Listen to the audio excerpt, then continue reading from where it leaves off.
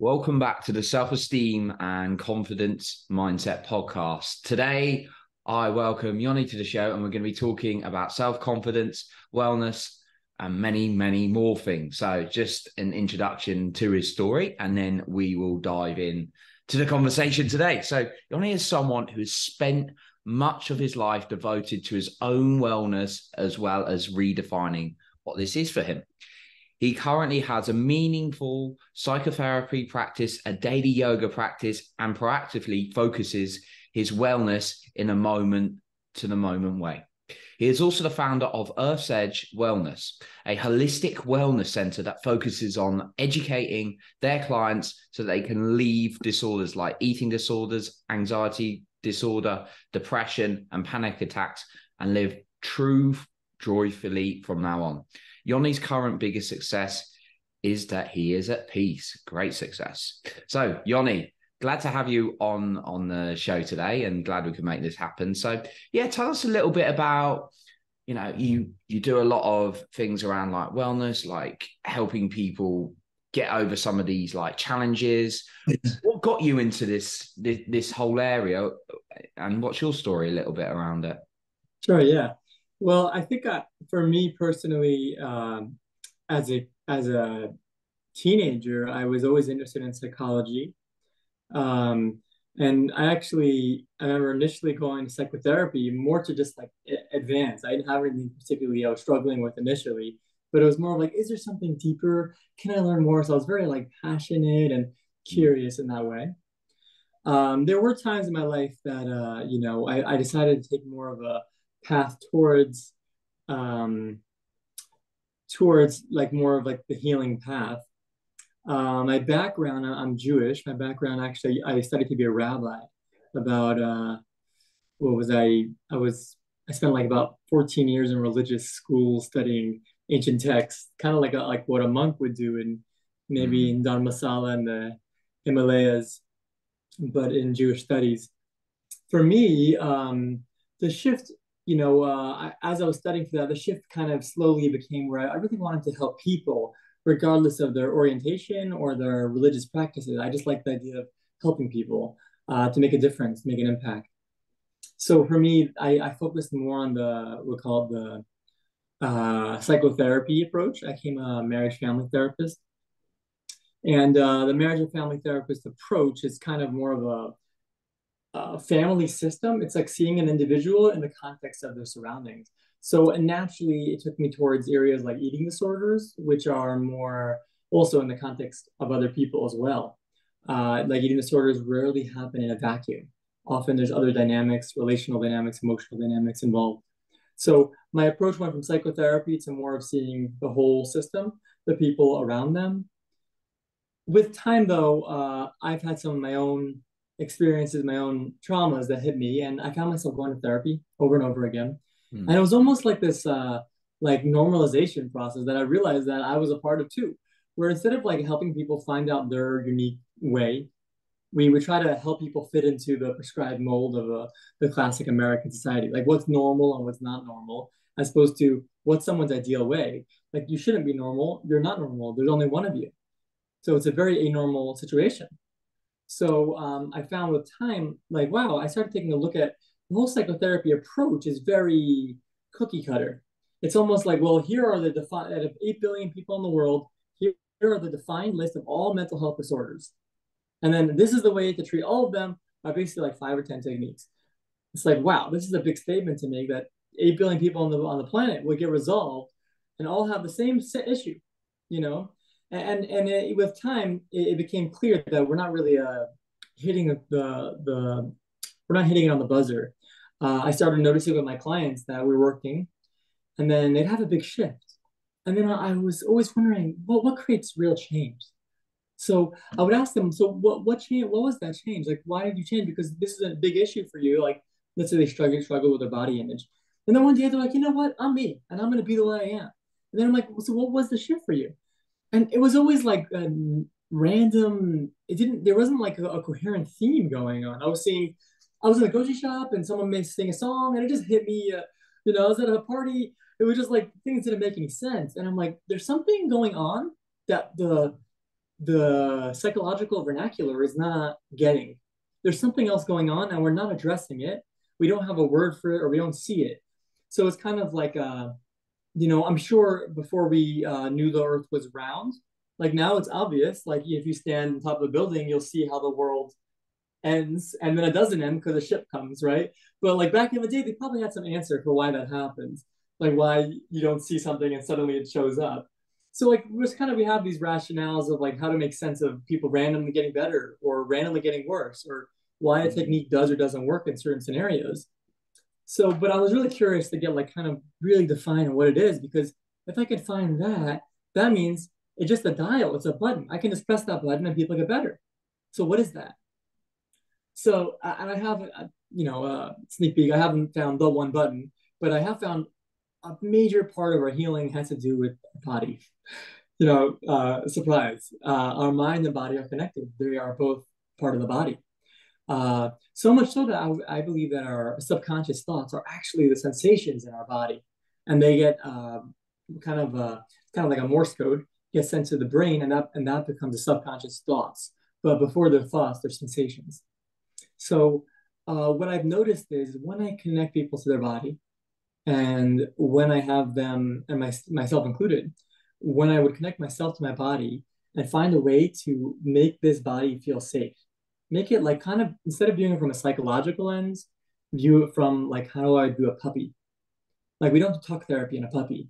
We would just see what's causing the distressor, and is it internal or external?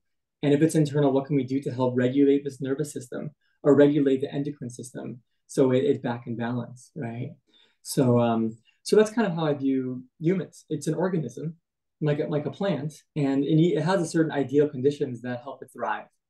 If you don't give those situations, it'll depend on the plant. It'll depend on the creature whether it can succeed. And lastly, it'll depend on its internal innate composition, right? So like not all dogs eat the same foods or need the same dietary requirements or the same amount of exercise or movement or sun or water. And the same with humans. We don't all have the same exact formula for each human. It's a very, very complex species that's evolved for, we don't really know how long humans have been around, but, for a very long time. So we have to figure out, how does each species live in its ideal way? How does it function best? So instead of viewing it from a psychological lens, I view it more how a mechanic would view a car, or how a gardener a botanist would view a plant. We just want the plant to function well. Now, if it isn't functioning well, something is off. Like inherent in every animal is happiness and joy. And inherently, they're generally pretty at peace.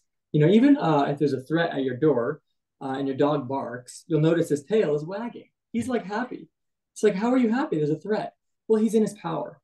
He's in his zone, and he has permission to be there. Yeah. So that's a big shift. So for me, I started going more holistic, not because I believed in them per se, but because I saw results and they were like effective. So I'm like, well, if it's effective, then let's keep exploring these options. So yeah, that's kind of, right now it's more of a combination of I would say holistic approaches, typical Western approaches, and also just some in the moment creativity, like really listening. Like I said, if you got a pet, like if you listen to when they meow, like you'll be like, oh, he's hungry, or maybe the kid cries, like the mom will know, like, yeah, he just needs to be held now. He's tired. He's cranky. Like with time, you listen to people, you can start getting a feel of like, this is what needs to happen. And then that's more of an art. It's hard to put into words. But and the same thing applies with us. If we listen to ourselves well enough, I found that I can know what I need. So that's my journey. If I can put in a sentence, I didn't really speak tangibly about what I did though, but I can give that too. That helps. My actual path. Would that be helpful? Or... Yeah, go for it. Yeah. Okay. Yeah. So I think for me, I would say the religious studies was a big part of viewing things from an analytical lens. I studied analytical texts, ancient Aramaic texts. So I spent the hours just focusing on like logical conclusions and therefores, and kind of like mind Othello of how to like take multiple concepts and if this, then that. So a lot of logical thinking. Psychology, a lot of kind of everything from Freudian to internal family systems, psychodrama, um, Jungian work, um, as well as whatever I'm blanking out at the moment, but CPT, CBD, just the classic therapy approaches. I found they were helpful, good, and then I found myself going from there to more holistic approaches. So I started with Kundalini yoga. That was a real big shift for me. I would do a few minutes of a practice, and it would give me an experience that would take maybe hours with a therapist. It would take 3-4 minutes to get a certain result, and it was more effective, and I could do it on my own. It's free, so and all I need is my own body. So it started thinking, okay, interesting. There's something else here. So I spent a couple of years like devoting real energy towards that, a couple hours a day, really, really focused on what we'll call somatic, into Kundalini yoga. And I should mention before Kundalini yoga, I found it through more holistic approaches that are now considered mainstream, like somatic experiencing and psychodrama. Initially, they seemed a little like bonkers, but when I practiced them, they were really life changing for me. So I kind of slowly went towards the body, from the mind towards the body. So from psychology to body, psychodrama to somatic experiencing to Kundalini yoga, and then from there I shifted more to a combination of that and a technique called Vipassana, which is basically you just sit still and notice things as they are. So if you want to move and you want to itch yourself, notice that you want to itch yourself. You feel pain, notice that you feel pain. You feel joy, notice you feel joy, but just keep noticing and just be in the present moment of your own breath, your own sensations in your body. So I found that again had other shifts for me in regards to the needs that I have, right? It needs to be significant or matter or make a difference to other people. And coming from a place of more simplicity, and that was interesting shift. Although also to realize to control the mind is really about controlling the body. That's really the major piece that I would say psychology is missing out in. And then, yeah, I think that was most of my journey at that point. I still practice many of these practices daily. And at this point, I focus on maybe I might go to a certain region or meet a certain person in a certain country and study under them for a few weeks or something before moving on, to another practice that I feel could be helpful for myself or for my clients. And for me, I'm at a place of where I feel just good. Like, there's still up and down days, but overall, I feel at peace. Even in tense situations, I find myself can just come back home to my own body, and there's peace there. Yeah. Good. Well, yeah, thank you for kind of explaining a little bit about what you've had and your experience is. And what I really liked what you were talking about is this almost how we there was kind of an approach that we were like we got like 8 billion people and it's like this is the amount of this is the amount of challenges that people might have and these are the approaches to them. But actually that kind of analogy of a mechanic looking at a car and it's kind of like treating it differently and there's different ways to different people. I really like that with the mixture of approaches you've got as well. I guess I've been really fascinated going into the whole somatic area myself, hiring my own like somatic coach, and then obviously I had like mindset coaches and stuff in the past.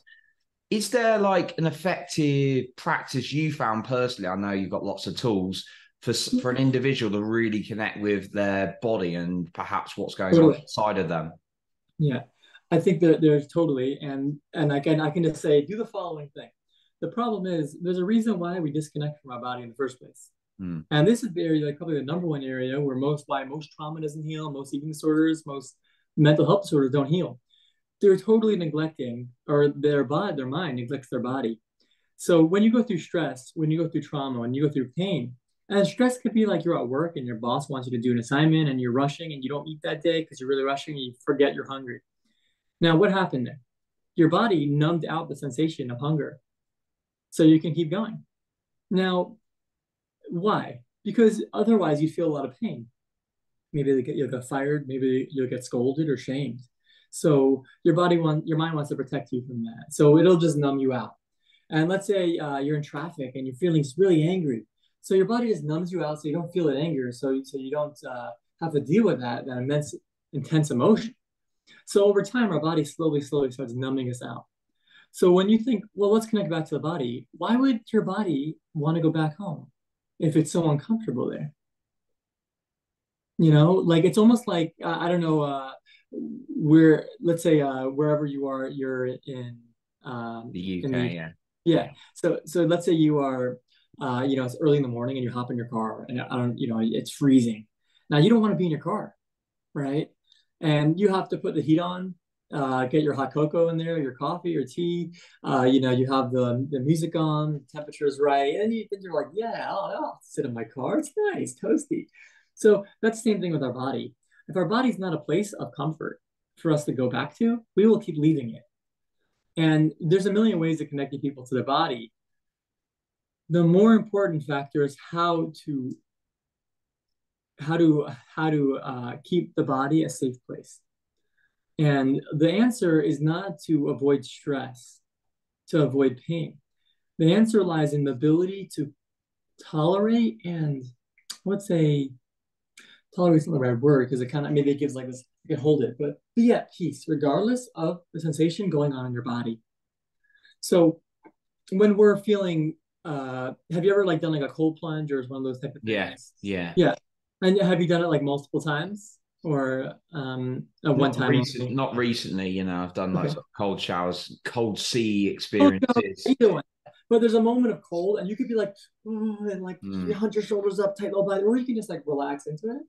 And there's like this change that happens, and your body suddenly goes like, okay, well I can Speeds breathe. up. All right, I'm feeling good here, and you keep staying there. Suddenly, you start feeling like powerful, calm, centered, right? Then the same thing. What are you doing? You're stimulating the vagus nerve, right? And that's where it all starts. The nervous system, the autonomic nervous system. So you can do belly breathing. You can talk to a friend, right? You see their face, which stimulates the trigeminal nerves in our face and comes down into our body, calming the vagus nerve as well. We can be held, we can hold, we can talk, verbally talk, and that massages the vagus nerve as well. That's why it's cathartic to scream or talk sometimes. So there's many ways, but there has to be a way that we can strengthen our capacity. And that's the real trick. A cold shower is one simple way. If you take a cold shower every single day, your nervous system will be stronger because your body goes, okay, it's thinking about survival. And if you have stress and it can just numb you out and that works, that's fine. But if every day you take a cold shower, it can't numb you out from that yet, or maybe it doesn't feel like that's the optimal way of going about it. So instead, it'll expand your capacity to feel. It'll increase your vagal tone, your capacity to feel emotion. So often with my clients, I'll show them certain movements from Qigong or Kundalini Yoga that are more energy inducing.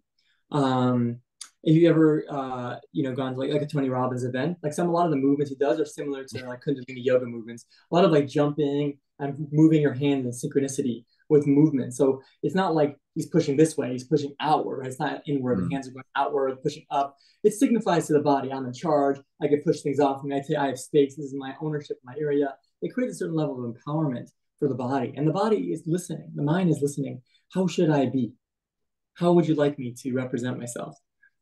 So when we keep doing things like that or movements like one of the movements I give to most of my clients is Kundalini cat cow, similar to like a typical cat cow in yoga. Your hands and knees are on the floor, and you kind of like a tabletop position, and you bring your head and butt up at the same time, and you exhale and bring your head and pelvis towards each other.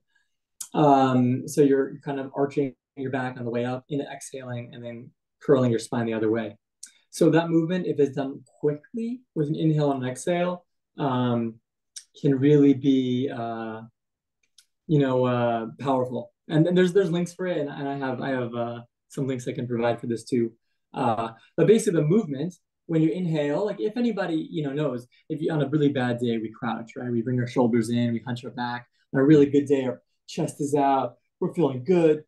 Now, when you go back and forth from both of these states, inhaling, bringing the head up, the chest up, inhaling, engaging the sympathetic nervous system, and then you're exhaling, going all the way to parasympathetic, no breath, no oxygen, your body is curled into a ball, and then you're going back and forth. That tells the body, okay, we have to expand this. We have to expand our tone of what we can experience here. So if that's done a few minutes a day, 3 minutes maximum, the nervous system expands. So for most people I do this with, not only does their capacity to feel change, but their day-to-day life changes. So they will, like, let's say they struggle with boundary setting, and this is a funny thing in psychology. People say, I struggle with this and I keep self-sabotaging, and then I go, okay, you're self-sabotaging. And then I show them this technique and I go, just watch how things change in your life. And they practice it every day. And they're like, you know what? I had a conversation with someone and I realized I could just talk to them about it and then just like tell them, don't do that again. And then they listen to me and they don't do it again.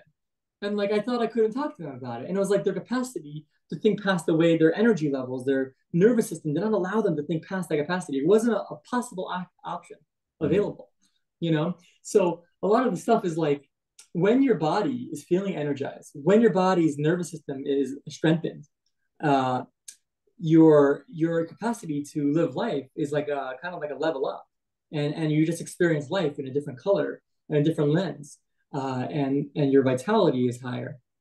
And most importantly, you're not in the boiling pot of water anymore. You're on the outskirts of the pot. You can see that it's boiling, but you're not inside of it. So you're not hysterical. You just go, okay, I'm feeling the sensation. Okay, this pot is boiling. All right, well, what would be a best way of going about it? So it's one of the real first steps of healing is strengthening the nervous system so you can observe the body, so you can be in the body. Only after someone's nervous system is regulated and someone can live in their body do I bring them back into their body. Because then they come to a nice warm car, the music is groovy, hot cocoa in the console, they're good, and they're like, I'm good, I'm not going to leave, and that's it. So we want to make it a home. We want to make it a place of safety for them. Mm. So you focus on like how they can sort of like regulate the nervous system and maybe strengthen it a little bit more in order to prepare, a lot more in order to prepare them to go into the body, right? Yes, and the difference between this and a coping skill is reactive. It's the illness model. The illness model the Western society uses for medical and psychotherapy, which is, oh, you have a symptom, you have pain, here, let's take away the pain. Well, that's not going to help the problem. You have backache, take some. I agree. Well, maybe I have backache because I have cancer. Like, why should I take an ibuprofen for that? So it's like, and how will ibuprofen help with cancer? No, it won't, but it'll make the pain go away, momentarily. So it's just these, it's a little nonsensical. It would make sense to address the underlying root of the issue, which is people's nervous systems are really weak, and you'll see it happens the more sedentary people are, the more panic attacks, the more anxious they get. Like a typical person in, let's say, India is riding a scooter to work. They're picking up boxes. They're moving things around. The typical person in the UK or in America sitting by a desk. Oh, I'm really stressed out. Oh, I can't wait till the day's over so I can go home and drink. Like they're not. And they, what do they do? Go back in the car. I think they park the car. Or there's no movement. They've automized everything. But the human body is an ancient machine. It's a very ancient machine. So we've automated things, but we have not evolved accordingly. So we have to respect the evolution was behind on our society's lifestyle. Yeah. No, that's totally makes sense to me and kind of the way we move forward. I wanted to touch a little bit on something different, but actually linked to the body. When we're, like when we like listen to our instincts or we make decisions, we move forward and kind of understanding us and our needs a little bit more. How important is it to not only listen to the mind, but involve the body in how you're feeling into certain situations or towards people? Yeah. I just want to get your view on that. I think there's a select few people in society who should use their minds for decision making. Very few. And that's because it's way too slow. It doesn't have enough. It only has the emotions. Every memory you've ever had, right? Your mind just has experiences. Every experience you have is tainted by the chemicals in your own body. And the only way you can remember it is because there was some sensation, some emotion associated to it. So your whole memory is there's zero memories you have that have zero emotional charge. Every memory you remember is because there's some emotional charge there. Something, if that makes sense. And that's okay. When I say emotional, I don't mean necessarily happy or sad. I mean a sensation in the body that was felt in that moment. And that is the recording. That's like the download in the drive. And that's your mind remembers it. So it's almost like something happens in your town. Maybe there's a car accident. And instead of going, hey, Johnny, is everyone okay in the car accident? I go, hold on, let me check the news. And you're like, I'm right here, Yoni. You can just ask me. So it's a little convoluted to go to the mind if the body already has the answer. It's like you're just taking a very weird route to get to the answer. The body will tell you in real time, immediately, in the moment-to-moment, basis. Ask any like athlete, pro athlete. They're never like, I was thinking, I can go left, or I can go right, but he's got a really good, he's really good on his right. I'm gonna go, they and they're in the moment. Anyone who's in their head, we know they lose, right? That's not where primal instinct is. Most of what we know, how often do people go like, I knew something was up, I just didn't listen to it. Everyone's had that before. Yeah. Maybe there's truth to it. Like, and I think that's the biggest illness in our society.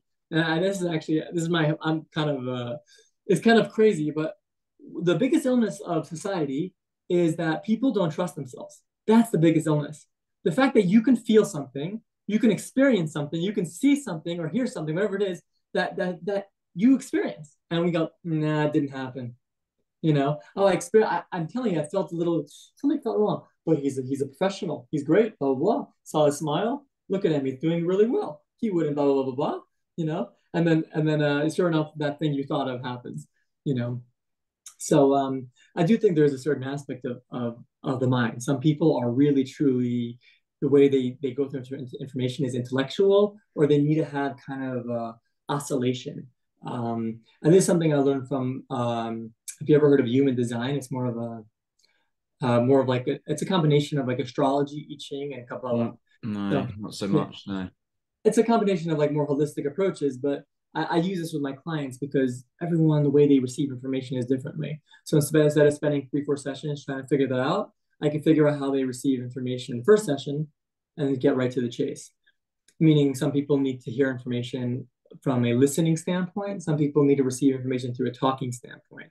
So for let's say there's something you need to learn about, I want to share with you, or I think that you should be aware of. Some people will say, hey, Johnny, you should be aware of it. For some people, I would say, hey, I'm going to tell you about myself, about a certain situation, which you will think of, and then create awareness for yourself. So people have different ways of receiving information. So part of what I liked about the human design is the way that people think and receive information is different. And one of the things I learned from the system is that some people need time to have like a hell yes and a hell no before making a decision. For some people, if they wait for the hell yes and hell no, they're stalling because they knew the answer right away. And you have to figure out where you are on that spectrum. A lot of people, they have a good gut feeling and they just don't trust it over and over again. And it's right all the time, and they don't trust it. And I think it's kind of, think of it as like your puppy or a dog, and you know how like the dogs will like either hate each other or like each other right away. How? Yeah. Why? What are they doing? That's primal. That's instinctual. That's far, far, far more ancient and far, far more developed than, let's say, our neocortex is. It's been around a long time, and we have that evolutionary part of us. So why would we nix out part of our system? Like you would never just take off a wheel of your car. You would never like debilitate yourself so you don't have all your engine working. You never want to run on low quality gas. So a part of our information receiving is happening through the body.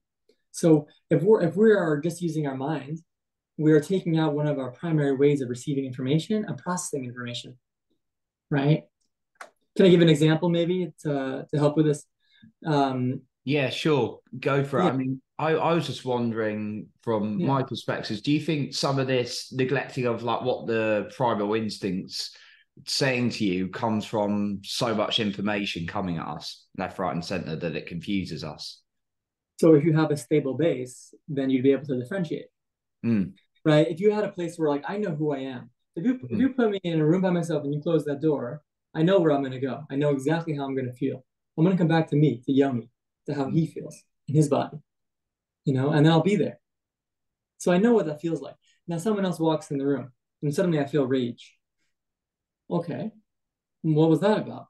Now we have to take the psychological factors into account. We can't say, okay, well, does this guy remind me of someone? Oh yeah, he reminds me of this guy who was abusive to me as a kid, bullied me, blah blah blah. Well, okay, noted. So is it the same sensation in the body? Does it feel the same? And if the answer is yes, okay, well there you go. That's your validity. that's saying no. Or I can go all logical. Well, it must be this. No, it doesn't feel that way, but it has to be. What else could it be? Da, da, da. Maybe it's what he's feeling, and you're picking up on that. You know, and these are things where it's like dogs have that ability, cats have that ability. Why can't humans have that? Like the ability to sense the energy in the room. It's not so crazy. Like you walk in a room and you go, okay, this guy, he's cool. Like I like it. And someone else, you're like, dude, I got to get away from this guy. We all have had that before. Like maybe there's some truth to it. Maybe there's a certain feeling that once you take the psychological factor into account, after that, it's just a sensation. What do you feel? I don't feel good. Then leave. You know. But if once you clarify, okay, this is not about my mom. It's not about my dad. It's not my story. Blah blah blah. Once we're there, we don't have to make up psychological reasons for why something's happening.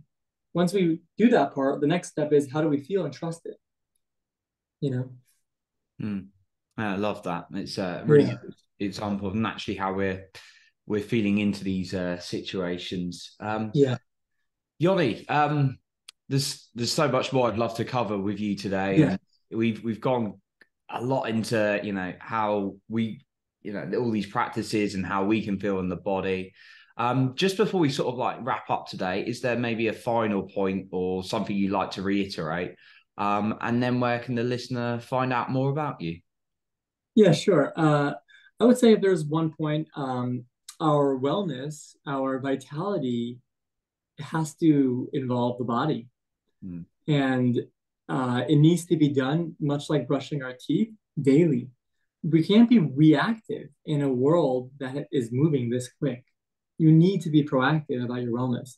And that means starting off with creating a stable physical body, a body that you feel comfortable in, a Mm. body that you can stay in, that you don't dissociate and leave, which means your nervous system is in check, your endocrine system is in check, your blood levels are in check, you're feeling good, you're having appropriate nutrition, adequate sleep, your body is feeling good. And then from there, we can go ahead and expand to other levels of vitality, other levels of energy.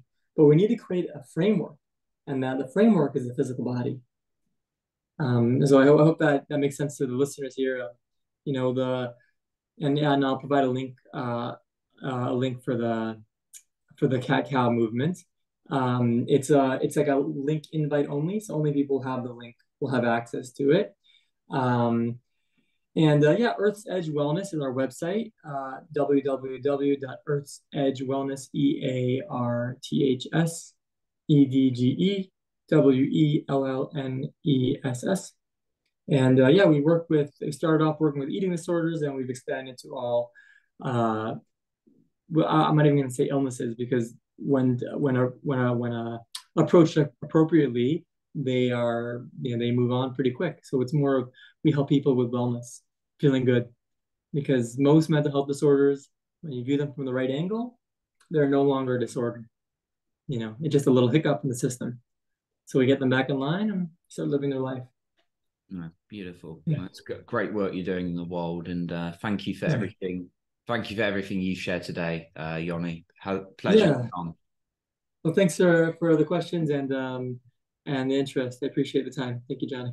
Awesome. So that concludes our episode for today. And remember, you are in control of your own self-esteem and confidence.